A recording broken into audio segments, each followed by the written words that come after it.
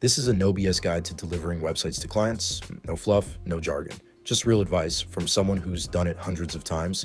And here's what actually matters. First, brand the login page. When your client logs in for the first time, they shouldn't see the default WordPress login. So the first thing I do is white label the login page, add their logo, match their brand colors, set a clean background using WP Remote, and while you're at it, add reCAPTCHA for extra security. I've done this for 300 plus sites, and trust me, this one step instantly transforms it from a generic WordPress install into a personalized website for your client.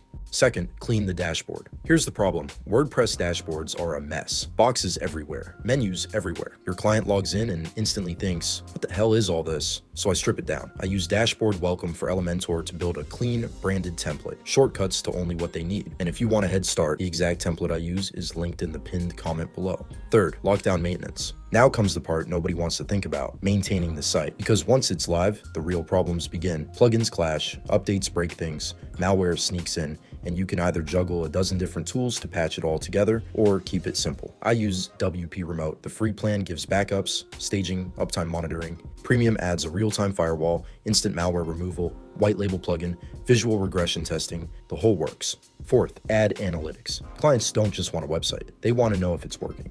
Without analytics, it's like flying blind. So I install Monster Insights, connect Google Analytics, and show stats right in their dashboard. Fifth, control roles and permissions. Never hand over full admin access unless you enjoy cleanup calls at midnight, because clients click things they don't understand. They might delete plugins, break layouts, or even lock themselves out. Instead, give them editor access. It protects them and it protects you. Sixth, built-in support. I embed a short tutorial video right in the dashboard.